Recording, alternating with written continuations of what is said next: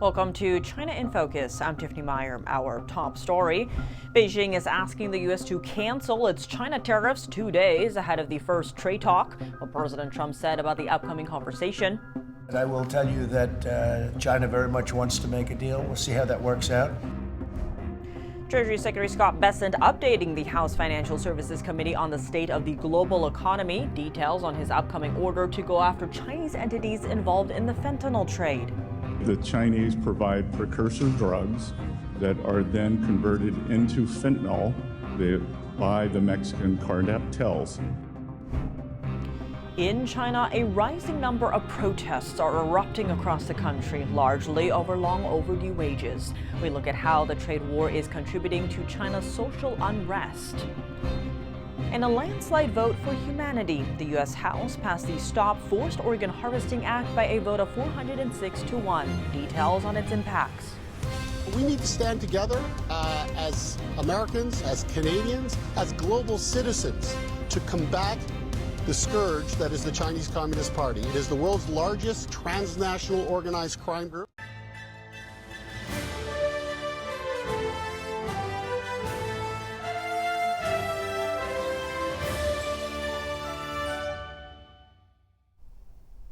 Beijing back to playing hardball. The Chinese regime is again calling on the U.S. to cancel tariffs on China, this time 2 days before major trade talks. The U.S. Treasury Secretary and Trade Representative are set to meet China's Vice Premier for trade talks in Switzerland this weekend. President Trump said Thursday that China wants to make a deal. Scott's going to be going to Switzerland, meeting with China, and they very much want to make a deal. We can all play games. Who made the first call? Who didn't make it doesn't matter. It only matters what happens in that room. But I will tell you that China very much wants to make a deal. We'll see how that works out. This comes after Trump said Wednesday that he would not pull back tariffs in order to get China to the negotiating table. China says in order to have substantive negotiations, you have to bring down your 145% tariffs. Are you open to pulling back your tariffs in order to get China to the negotiating table? No. To reduce the trade deficit and bring manufacturing jobs back home, Trump imposed varying tariffs on imports from countries, including China. Now, specific Chinese imports to the U.S. face a tariff rate up to 245%, while the majority of goods face up to 145%. Likewise, U.S. exports to China face 125% tariffs. Meanwhile, the Trump administration is considering exemptions to those rates for car seats, baby strollers, and cribs from China. That's according to Treasury Secretary Scott Bessent. Trump noted he would look at specific industry requests for exemptions, but prefer to keep the duties broader and less complicated. I want to make it nice and simple. I'm not looking to have so many exemptions that nobody knows what's doing. We have to make it very simple. U.S. tariffs have made a dent in the country's economy, and China is already seeing a manufacturing decline. That's according to a report about the country's official index for activity in the sector. The number came in at 49, a 1.5% drop compared to March. This means China's manufacturing activities have slowed and are sitting at their lowest level since 2023. Official data also shows a plunge in new export orders, now at the lowest rate in 3 years. As for the upcoming trade meeting, Treasury Secretary Scott Bessent said the talks would be about de-escalation, but not about a major trade deal. He added both sides have to de-escalate before moving forward. President Trump says he'll bring up the case of jailed Hong Kong pro-democracy campaigner and media tycoon Jimmy Lai as part of the trade talks with China. In a radio interview with Hugh Hewitt on Wednesday, Trump said he thinks talking about Jimmy Lai is a very good idea and added, quote, "We'll put it down as part of the negotiation." Lai started the Apple daily newspaper in Hong Kong with the aim of maintaining free speech. The newspaper closed down in 2021 after authorities raided their offices and froze their accounts. Lai was arrested and charged under a sweeping national security law that Beijing imposed on Hong Kong. With U.S.-China trade talks around the corner, Treasury Secretary Scott Bessent testified before Congress. He gave updates on the current and future outlook of economic relations with China on Wednesday. NTD's Washington correspondent Jack Bradley has the details. Later this week, as Treasury Secretary Scott Bessent and U.S. Trade Representative Jamieson Greer meet Chinese officials in Switzerland, tariffs between the two countries remain historically high. The Chinese Communist Party apparently going back on their word that they would not begin trade talks until the U.S. removes its tariffs. This could be the first step in de-escalation. And earlier Wednesday, Bessent updated the House Financial Services Committee on the state of the international economy. Much of the hearing centered around China. The Treasury has repeatedly sanctioned so-called Chinese teapot refiners, who are very large buyers of Iranian oil, which allows the regime to finance its terror proxies, not just in the Middle East, but all around the world. Correct. Last week, the Trump administration ended a trade policy that it said allowed for cheap goods from China to flow into the U.S. and at the same time smuggle drugs like fentanyl into the country. That's the now defunct de minimis exemption, which allowed goods valued at $800 or less to enter the U.S. tax-free. Some 4 million packages a day were coming to the United States. Now, as a result of that, what happened is it contributed to the fentanyl issue that we had because we did not look at these packages with the same viewpoint that others did. That the Chinese provide precursor drugs that are then converted into fentanyl by the Mexican cartels. And just today, I signed an order that will be made public within the next few days, identifying Chinese entities who are engaged in the fentanyl trade. The U.S. currently has a 145% tariff on China, and China a 125% tariff on the U.S. Secretary Bessent previously called these high tariffs equivalent to a trade embargo. Reporting by Jack Bradley, NTD News. In recent weeks, China has been seeing a rising number of protests across the country, in particular among furious workers who say they haven't been paid for months or even longer. It's far from the first mass gatherings to appear recently under China's communist regime, especially to demand unpaid wages. But China's trade war with the U.S. has tensions running even higher.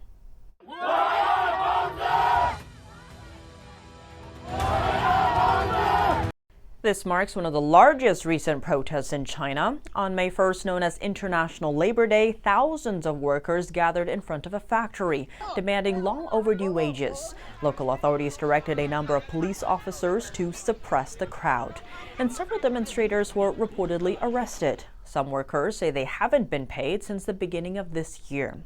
It's worth noting the factory's products are mainly exported to the European and U.S. markets. Now, the company is on the brink of bankruptcy. Moving south, inside this tech supply manufacturer in Shenzhen, goods are piling up. The author of a social media post says the factory owes paychecks to dozens of workers. Other industries are also affected by economic downturns in China, including the healthcare system. This social media post shows medical workers from a private hospital holding A4 papers with text reading, "Return my money." As for Chinese state-backed projects happening overseas, in Indonesia, Chinese construction workers demanded their own unpaid wages earlier this week, and the protests are causing the attention of foreign media. On the Chinese version of TikTok, numerous posts popping up are spotlighting the same issue: long overdue wages. Some say the problem has dragged on for years. And under China's sluggish economy, missing wages have a main driver of social unrest. Also escalating the tensions, a recent Goldman Sachs analysis says the tariff war with the U.S. could put over 16 million jobs in China at risk. A landslide vote condemning a crime against humanity. The U.S. House just passed the Stop Forced Organ Harvesting Act by a vote of 406 to 1.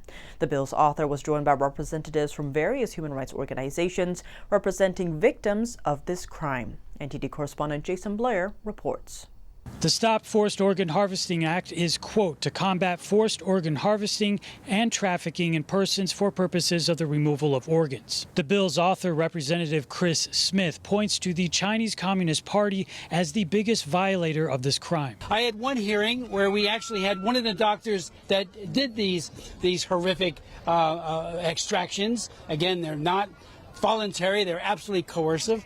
And he said he couldn't believe it, after the fact, what he had done.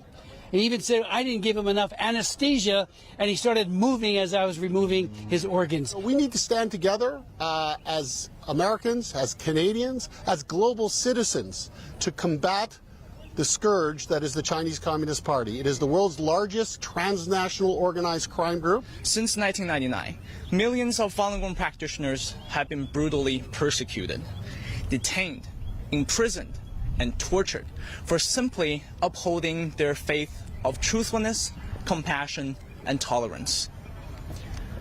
Simultaneously, China's transplant industry has exploded in size.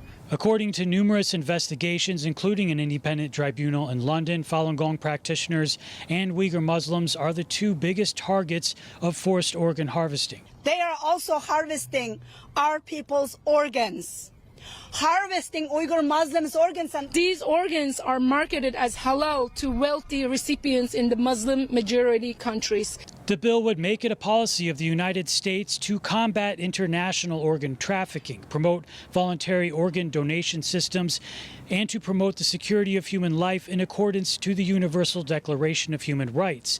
It also says to hold people accountable, including members of the Chinese Communist Party who are involved with forced organ harvesting and trafficking. We also have civil penalties of up to $250,000 and criminal penalties up to $1 million and imprisonment of not more than 20 years or both. Rep. Smith says the sanctions for people involved also include denying visas and barring any economic participation in the United States. After the House, the bill next heads to the Senate for consideration. Reporting in Washington, D.C., Jason Blair, NTD News.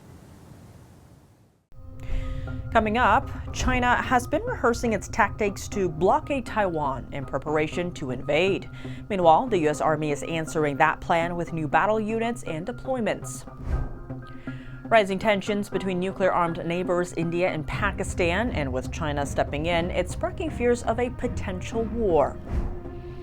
And Russia's Putin and Chinese leader Xi Jinping describe each other as dear friends in Moscow as they sign a joint statement criticizing American tariffs and missile defense systems. More details after the break here on China in Focus. Welcome back to China in Focus. I'm Tiffany Meyer. American forces are honing their tactics for countering Beijing in the Indo-Pacific, and tensions in the region are running high. The general leading the U.S. Army Pacific commented on the matter.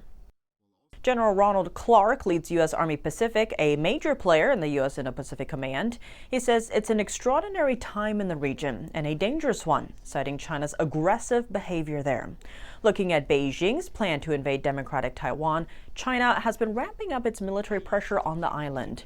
Chinese military drills simulating a blockade of the island have become a regular sight since 2022. Chinese military leaders understand that a cross-strait invasion would be extremely difficult if American forces are able to respond quickly. Because of that, analysts say the Chinese regime is working to isolate Taiwan and keep American warships and aircrafts far away. To counter that, the U.S. is bolstering its posture. American ground forces positioned along what's called the First Island Chain are now forming more flexible units capable of striking Chinese assets from land. Something to note, the First Island Chain is made up of sections of Japan, Taiwan, and the Philippines. It serves to block Chinese warships and submarines from accessing the deepest and strategically critical waters of the Pacific.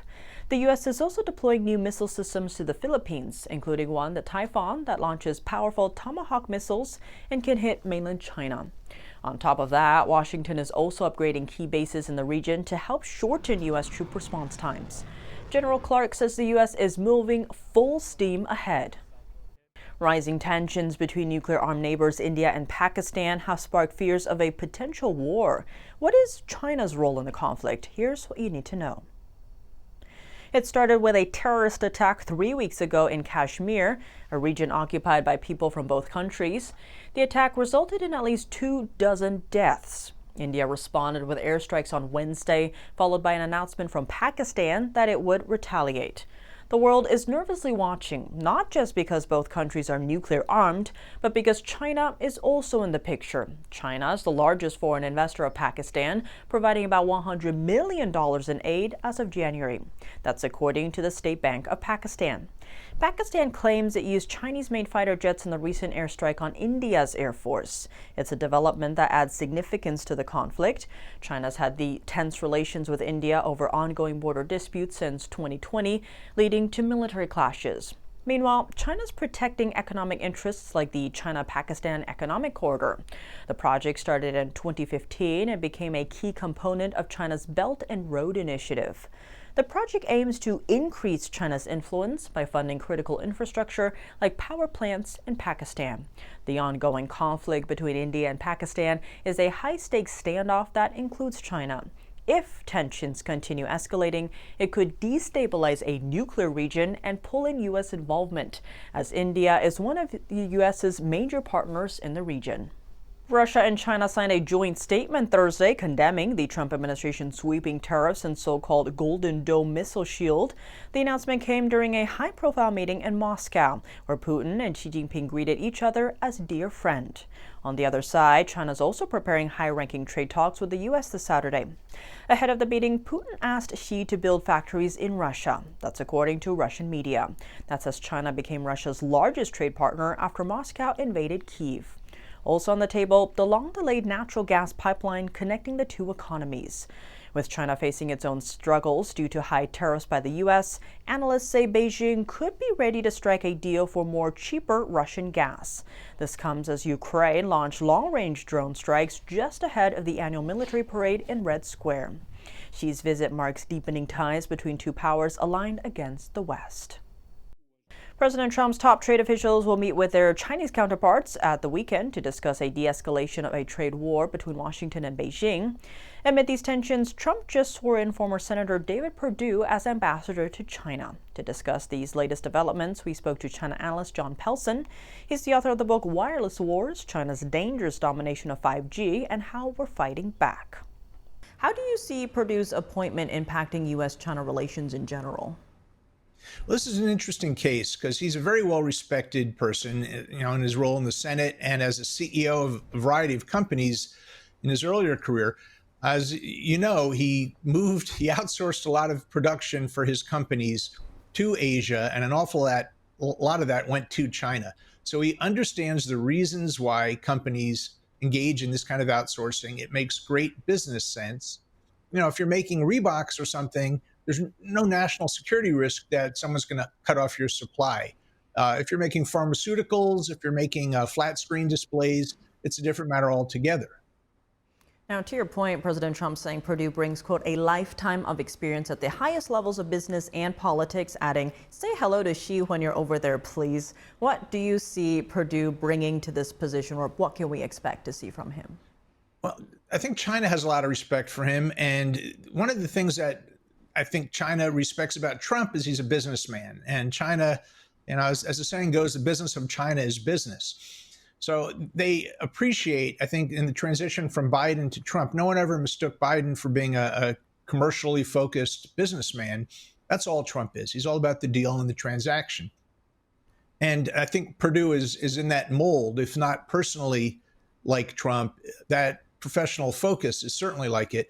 That's going to be a help in how he's viewed and respected in China. And the fact that he sees the benefits of outsourcing to China, they're, I'm sure, hoping will mean that he's going to be pushing for more trade and opening up trade with China, lowering the barriers, especially on technology that we sell to China and on the technology they're trying to sell to us. Perdue has served on the Foreign Relations Committee and has been an outspoken critic of the Chinese Communist Party. During his confirmation hearing, he said American buyers should stand up to China's unfair trade practices, which would deal a heavy blow to Beijing. This is a new kind of war. It's not Cold War. It's not a kinetic war. It's a different war. And they described it to us in the book called Unrestricted Warfare back in 1999. And they're executing against that. I wrote an article about it a year ago. If you look at that, the way forward is for the United States to become informed about that and to stand up to the challenge. That means that sometimes we'll have to sacrifice, Senator, because what we've been seduced by are the cheap prices that we gave into over the last 30 years coming out of China. If we stop buying their product, what will happen? Well, if the American public says enough's enough, what will happen to their economy? It'll collapse. Right. Thank you.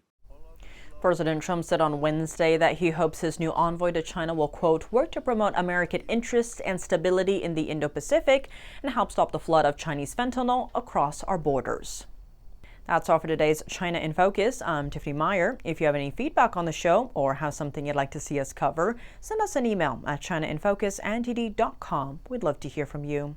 For on-the-clock original news coverage, visit us at ntd.com or download our NTD app. Thanks for watching. See you tomorrow.